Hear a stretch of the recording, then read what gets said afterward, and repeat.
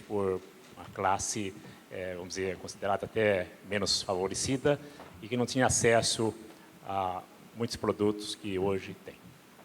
Aí, professor, se me permite uma observação e até uma contestação da sua parte, é que a expansão da demanda interna ocorrida recentemente no Brasil, que tem um forte componente na composição do PIB, se deu pela expansão do crédito, né, que hoje já está em torno de 37%, e segundo até um alerta do ministro Manteiga, poderá chegar a 50%. Ou seja, isso preocupa porque não é uma expansão da demanda interna que venha a ocorrer de forma sustentada, né? Então, eu acredito que isso preocupa e poderá não se sustentar, né, caso venha a ocorrer alguns problemas no futuro, né? E também uma outra questão colocada é quanto à criação de programas sociais, né, no Brasil. Bom, eu entendo que o sucesso de um programa social se dá pela sua redução e não pela sua ampliação e pela sua expansão, né? O que nós temos observado hoje, que não estou aqui entrando no mérito se é necessário ou não, eu acredito que seja necessário, né? Seria uma medida compensatória da concentração de renda que é da natureza do capitalismo, né? Mas a partir dessa análise podemos concluir que esses programas sociais no Brasil não têm dado sucesso, senão haveria uma redução e não uma ampliação e uma expansão, né?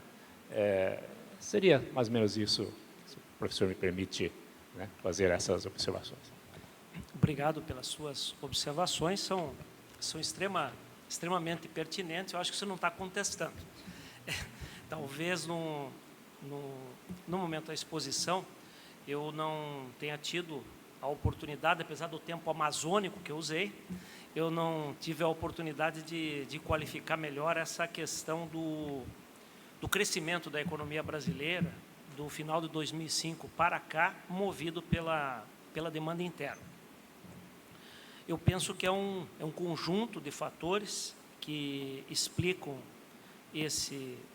essa recuperação da demanda reprimida lá na década de 80, na década de 90, por conta da superinflação, da recessão, do fracasso, rigorosamente, de todos os planos que tentaram, ao mesmo tempo, debelar o processo inflacionário e a fragilidade externa do país, e que, com o Plano Real para cá, com a estabilidade de preços, que é o instrumento que instantaneamente amplia o potencial de consumo da população mais baixa, na medida em que ele devolve poder aquisitivo para ela, a queda da inflação aumenta de imediato o salário real, a queda da inflação propicia uma ampliação do horizonte temporal de previsibilidade no cálculo econômico, ela favorece a realização de novos investimentos, especialmente numa indústria leve, numa indústria de bens de consumo não duráveis, que vai gerar emprego, que vai pagar salário, renda. Eu tenho a impressão que foram essas duas coisas os grandes determinantes da recuperação mais estrutural do patamar de consumo da população de renda mais baixa no Brasil nos últimos anos.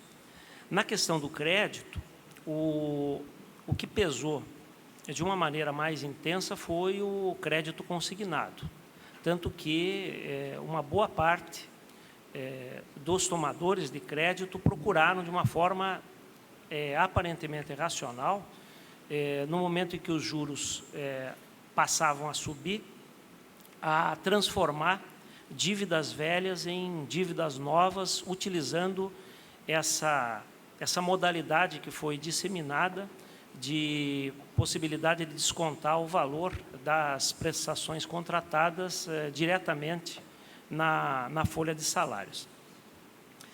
O crédito representa 37% do PIB no Brasil. Se a gente considerar o crédito entre empresas, hoje ele já representa 50% do PIB no Brasil, mas ele ainda é bastante tímido se nós considerarmos a média dos países emergentes, que é de aproximadamente 80% do PIB, e a média mundial, em torno de 105% a 110% do PIB. Ele só não é maior porque ele é muito caro e o governo, a política econômica, de uma forma pouco criteriosa, para não dizer outra coisa, procura compensar esse elevado encargo financeiro do crédito no país, alongando os prazos de financiamento, e isso representa, digamos, um vetor que adiciona o risco de inadimplência dessas pessoas que passaram por conta do emprego com carteira assinada, por conta do aumento real de salário, por conta da elevação do salário mínimo, até acesso a bens que, no passado recente da economia brasileira, para eles seria praticamente inalcançável. Um argumento que se coloca muito em relação ao crédito no Brasil, ao consumo no Brasil, é que justamente esse consumo estaria sendo uma fonte de preocupação, de geração de focos inflacionários por conta do aquecimento da demanda.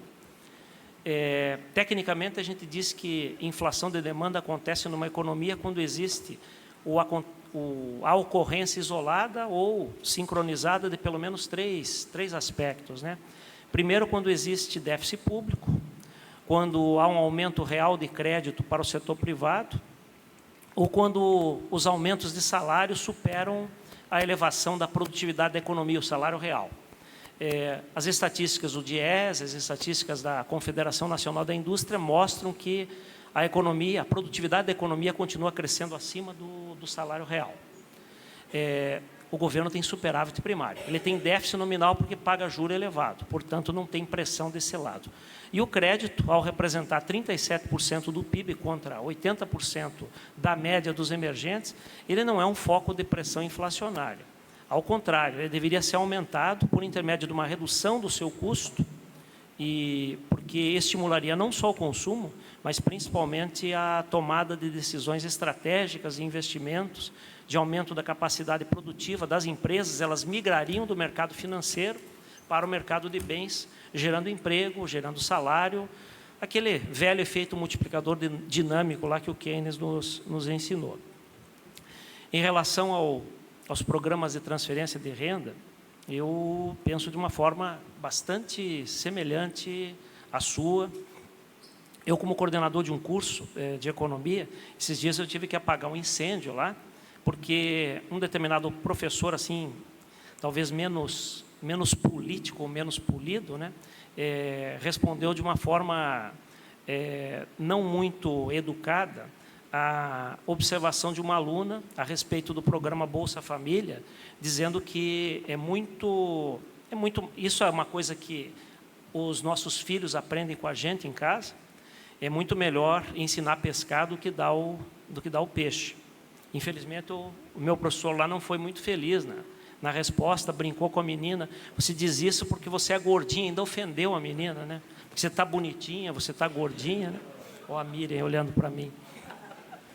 Mas eu penso que é o crescimento sustentado que vai gerar as oportunidades de trabalho de R$ 415, e principalmente vai preservar a condição de cidadania das pessoas, que talvez não seja muito agradável você se dirigir a uma lotérica credenciada pela Caixa Econômica Federal com um cartão e receber lá 80, 120 reais por mês, enquanto que o sistema econômico não gerou uma oportunidade de trabalho para você exercer essa sua função para a qual a economia te qualificou, e o exercício pleno da cidadania.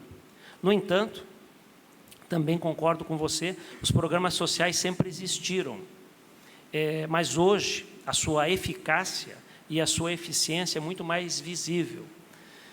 Por exemplo, sempre as regiões mais pobres receberam recursos, talvez, de um volume muito mais significativo do que do Bolsa Família. Só que esses recursos não chegavam para a população que deveria recebê-los. Por quê? Porque eu, sendo uma pessoa que trabalha numa frente contra a seca no Nordeste, supostamente, para eu receber um programa de transferência de renda do governo, eu teria que beijar a mão de um político. Esse dinheiro não chegava para mim, chegava 10% desse dinheiro para mim, e muitas vezes, para recebê-lo, eu teria que me curvar diante de um poder de um cacique, diante de um poder de um coronel. Isso não vale para o Nordeste, não, isso vale para a região central do Paraná, para aquela região que o Zé Moraes mencionou, doutor Ulisses, isso vale para as regiões deprimidas. Pelo menos, com o Bolsa Família, você entrega um cartão na Caixa Econômica Federal ou em qualquer agência lotérica e recebe aquele recurso para fazer o que a democracia te permite fazer. Para você comprar comida, para você comprar roupa, para você pagar a prestação, até para você tomar cachaça, se você quiser. Mas é um dinheiro que você recebe sem precisar se curvar diante do poder econômico e político exercido por um cidadão que o sistema considera superior a você. A substituição do programa Bolsa Família estaria na dependência direta da construção de um projeto de crescimento para o país. Agora, para isso, a gente teria que, politicamente, quebrar a aliança hegemônica que hoje é estabelecida entre o governo que nos representa e, principalmente, os grandes grupos sediados e ligados ao setor financeiro. Porque não vamos imaginar que o Dr. Paulo Scaff, da Fiesp, representa o setor produtivo. Ele representa o setor produtivo também, mas ele usa e abusa das benesses que lhe são oferecidas pelo setor financeiro em função da engenharia econômica que foi produzida de 1979 para cá e que foi agudizada pela gestão de curto prazo do Plano Real.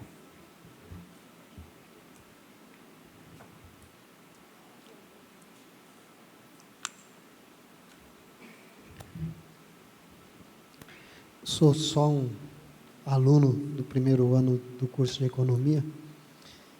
Já tive a oportunidade de morar nos 4 estados, São Paulo, Paraná, Santa Catarina e Rio Grande do Sul. Hoje, atualmente, moro em Toledo.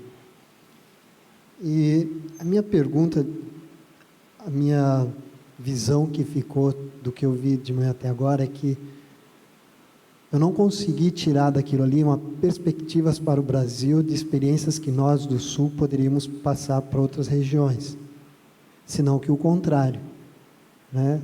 Campinas, no interior de São Paulo, se alterna com Ribeirão Preto, também no interior de São Paulo. As duas cidades se alternam em valores monetários compensados monetariamente, ou seja, são as duas cidades com grandes arrecadações. Campinas tem hoje o maior polo de informática e desenvolvimento tecnológico do interior de São Paulo. No Rio Grande do Sul, nós temos a Dell se instalando no Rio Grande do Sul, com grande dificuldade de encontrar mão de obra especializada para trabalhar em sua fábrica. A GM também, em Cachoeirinha, aquela região, também tem grande dificuldade em trazer mão de obra. São Paulo, Paraná, Santa Catarina e Rio Grande do Sul, todas as 4 têm portos. Logo, todas as 4 têm aberturas para o mundo, tanto para a entrada como saída de tecnologia, importação e exportação. Minha pergunta é, o que é que impede que o Sul, ou ele aprenda com essas experiências de fora para se desenvolver? O que impede da gente crescer, levando em consideração todas aquelas colocações culturais, né, do Rio Grande do Sul, principalmente, tem a cultura do Rio Grande do Sul, na minha visão, o gaúcho ele é muito bairrista, posso estar errado, mas é uma visão que eu tenho, né? Nós, gaúchos, somos os melhores, então nós não queremos trazer de fora, senão que nós queremos mandar para fora. Mas aí disseram que o gaúcho exporta para o Paraná, né, para Santa Catarina. Então, a minha pergunta que fica é essa, né? O que a gente, ao invés da gente... Porque eu não consegui ver o que a gente está mandando para fora. Então, o que a gente pode trazer de fora para dentro, para a gente crescer, né? E hoje eu tenho interesse que o Paraná cresça, porque hoje eu sou paranaense. Então, eu costumo dizer também que eu não sou um cidadão local, senão que eu sou um cidadão brasileiro, e que para mim interessa que o país cresça num todo. Eu gostaria de aproveitar, dentro da sua pergunta, viu, companheiro? Porque gostaria de aproveitar dentro da sua pergunta, que você roubou parte da minha pergunta, que eu ia fazer. Eu sou professor Laércio, eu sou de Londrina, admiro muito o seu trabalho lá na UEL, o pessoal todo é seu discípulo também, né? Meus amigos. Exatamente, E o professor José Pio Martins, que foi nosso colega lá também em Londrina, hoje nós emprestamos ele para Curitiba, né? Mas ele está prestando um grande serviço a todo o Paraná e ao Brasil. Eu, aproveitando dentro da sua pergunta, eu acrescento o seguinte, o Gilmar mostrou aí nos seus trabalhos, o valor agregado, né, dos estados, e o Paraná está abaixo, no setor industrial, está abaixo de 10%, enquanto que São Paulo próximo de 40% do valor agregado industrial.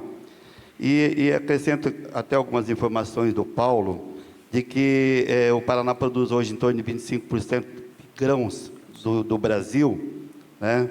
E tem um valor agregado tão baixo. E o que falta, então, dentro dessa pergunta que ele fez também, né? O que falta ao Paraná? Será que é a timidez que o José Pio se referiu? A timidez do Sul Maravilha, né? Ou falta de projetos, porque segundo os seus dados, o BNDES empresta mais de 50% de valores ao estado de São Paulo, ou à região sudeste, enquanto que ao Paraná, menos de 10%. Falta projeto? É timidez nossa? Ou qual é a resposta para esse problema, esse gargalo que existe aí no sul, Paraná principalmente? São tantos temas, né? Eu vou ser relativamente rápido nas minhas respostas, mas eu quero fazer duas observações sobre a pergunta anterior. Orlando, né? Estou vendo o Orlando aqui à distância. Sobre a questão do endividamento das pessoas físicas no Brasil e sobre a questão do Bolsa Família. Muito rapidamente eu queria dizer o seguinte: o Bolsa Família, na verdade, é uma proposta antiga, que não é de nenhum esquerdista, nenhum socialista. O Milton Friedman, economista, monetarista, liberal, lá em 1949, já fazia duas propostas que na época foram consideradas revolucionárias e que se tornaram a semente desse programa. Ele falava do imposto de renda negativo, que era o seguinte: ele dizia assim: a curto prazo, há um conjunto de pessoas numa sociedade com carências, inclusive de calorias, carências até de uma alimentação mínima, para que não virem dementes. E ele dizia o seguinte: não há o que discutir, a curto prazo é necessário uma interferência do poder público para transferir renda para essas pessoas. E a proposta dele é que fosse uma transferência direta, em dinheiro, porque o ser humano, movido pelas suas necessidades básicas de alimentação, iria, claro, suprir essas carências, e ninguém deveria paternalizar nem gerenciar o gasto que as famílias viessem a fazer dessa doação. Isso foi uma proposta do imposto de renda negativo, que o senador Suplicy acabou abraçando e surfou nesse projeto anos a fio aí. Era o discurso único dele, né? É claro que depois as propostas a respeito desse programa no mundo inteiro passaram a entender o seguinte: programa de transferência de renda de curto prazo para suprir carências mínimas devem ter uma porta de saída. E só há duas formas, Orlando, de ter porta de saída: educação e trabalho. Então, aí é que o Cristóvão Buarque, quando foi governante lá em Brasília, acabou fazendo uma coisa interessante. Ele dava o Bolsa Escola, mas a família tinha um compromisso de manter alguém na escola, que era o filho.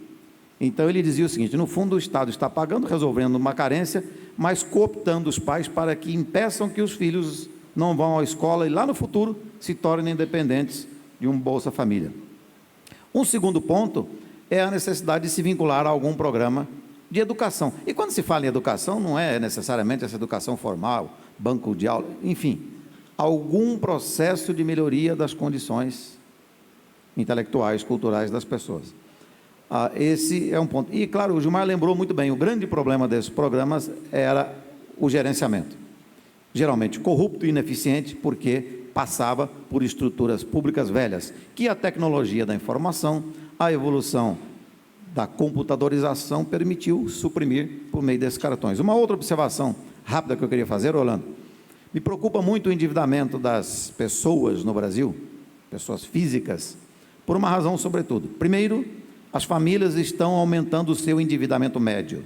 Segundo, dado o fato de que a taxa de juros no Brasil é alta, o endividamento das pessoas, quando se torna maior, se torna um programa de transferência de renda do salário para o juro, dos consumidores para os rentistas. Talvez você, que tem aplicação em fundos de renda fixa, seja um beneficiário desse endividamento das pessoas, porque também o banco está ali entre você e o endividado, você é o poupador. E esse é um dado problemático, porque uma coisa é um nível de endividamento das famílias num país em que a taxa de juros seja 6% ao ano, para uma inflação de 4%. Outra coisa é um país em que a taxa de juros para a compra a crédito é de 40%, 50%, 60%, para uma inflação de 5%, 6% ao ano. A respeito da pergunta do companheiro ali sobre iniciativas em outros estados que são promissoras de sucesso, que deveríamos copiar, eu diria que isso se circunscreve muito no âmbito da microeconomia, e as entidades de classe, as entidades empresariais, as entidades cooperativas fazem isso numa certa medida, talvez não na medida em que fosse desejável, que é até fruto da sua preocupação. Há muitas experiências, claro, fora desse Sul, que o Sul deveria copiar. Mas são, digamos assim, questões microeconômicas, uma experiência aqui, outra acolá, uma tecnologia que foi inventada, um processo que foi reformulado, uma logística que foi inovada. Quer dizer, tudo isso há, e as entidades de classe, os produtores organizados, acabam, de alguma maneira, tentando buscar, talvez não na medida em que gostássemos. A minha pergunta é, como fazer isso em termos de política macroeconômica? Como é que se poderia, na verdade, forçar esse intercâmbio de experiências bem-sucedidas como políticas macroeconômicas que de sóis são gerenciadas por estruturas governamentais? Esse é um ponto. Agora, entrando na pergunta lá do professor Laércio, o Paraná é um enigma para mim. O Gilmar é um especialista em Paraná, ele estuda o Paraná como ninguém, pega pelo seu trabalho de pesquisa no IPARDES. Mas o Paraná é um enigma. O Paraná é um estado contraditório, ele tem o melhor e o pior, o mais desenvolvido e o mais atrasado. Eu brinco que o Paraná vai da sofisticação da NASA às cavernas do Bin Laden, em algumas coisas. E é um enigma que parece quase impossível de resolver. E esse enigma ainda é, Laércio, seguramente, digamos assim, encapado por uma terrível timidez política, sim. O Paraná, eu não sei, eu não tenho os dados aqui, mas eu já compilei alguns dados, mostrando que o Paraná sempre foi dos estados que menos beneficiados foram de políticas de financiamento, de transferência de renda, inclusive na área educacional. O Paraná era um estado que tinha uma universidade federal, quando o Rio Grande do Sul já tinha perto de uma dezena, Minas Gerais perto de uma dezena. O Paraná sempre foi muito tímido nessa briga política, qualquer que seja a conotação que se queira dar. E por essa razão o Paraná parece que desenvolveu a cultura de que ele é e tem que ser sempre muito mal representado. Eu não digo que ele não esteja lá, o ministro do Planejamento é um paranaense, né? Amigo seu lá de Londrina. Mas entre ser e trazer há uma distância muito grande, né? Então, eu confesso a você que não tenho resposta a essa pergunta, porque eu continuo me fazendo também a mesma pergunta, né? O que acontece com a timidez política do Paraná? Laércio, posso fazer uma sugestão para você? Na palestra magna, eu não sei se na palestra magna a gente pode quebrar o protocolo e fazer pergunta para o palestrante, mas eu sei que ele está aí. Inovação, né? Inovação. Pode, Miriam? Pode. Eu vou sugerir que você encaminhe essa pergunta a respeito de como recuperar a presença e influência política do Paraná na órbita federal ao Dr. Fayet, que já está presente e que talvez tenha sido um dos protagonistas do período mais brilhante da intermediação positiva de interesses de um Estado de industrialização retardatária na órbita federal. Esse cidadão que é meu amigo pessoal, meu professor, um dos economistas que eu mais admiro, participou nas entranhas do governo federal entre 75 e 78, no Conselho de Desenvolvimento Industrial, no Ministério da Indústria e Comércio, e uma parte expressiva da industrialização do Paraná que foi plantada nessa época se deve ao trabalho que ele, junto com alguns paranaenses, fizeram junto ao governo federal. Então, inicialmente, eu deixo essa sugestão a você. Mas não me furtaria também, em 1 minuto, em dizer, quando você mencionou aqueles dados, a gente fazia apostas na década de 90 de que a economia paranaense estava recebendo uma avalanche de investimentos que nós passaríamos no Rio Grande do Sul em 5, 10 anos. Nós alcançamos o Rio Grande do Sul, aqueles dados ali mostram que nós somos a 4ª indústria do país. A minha dúvida é se nós passamos o Rio Grande do Sul por conta do nosso maior dinamismo ou por conta da perda de dinamismo, pelo enfraquecimento da economia gaúcha, o que, de certa maneira, está ligado a essa questão política do fato do Rio Grande do Sul ter observado um declínio drástico da sua capacidade de interferir politicamente no governo federal, coisa que ele tinha na época do desenvolvimentismo, da industrialização, com uma forte presença e participação do Estado. Agora, se eu tivesse que dar um palpite e alinhavar algumas linhas estratégicas para o desenvolvimento do Paraná, algumas lacunas que eu ainda vejo que poderiam ser preenchidas para que nós ampliássemos a geração de renda, emprego e aumentássemos a taxa de investimento, eu sublinharia a continuidade da modernização do agronegócio. Penso eu que as cooperativas ainda exercem um papel estratégico na dinâmica econômica do Estado. Talvez o Estado do Paraná seja o mais cooperativizado do Brasil. Eu também destacaria a necessidade que nós temos de estimular uma maior paranização da indústria automobilística, por aquilo que eu mencionei durante a exposição. O nosso mercado de subfornecimento ainda é incipiente, e eu faria menção também à necessidade que nós temos de profissionalizar o produtor rural e procurar estimular alternativas econômicas em pequenas unidades agrícolas.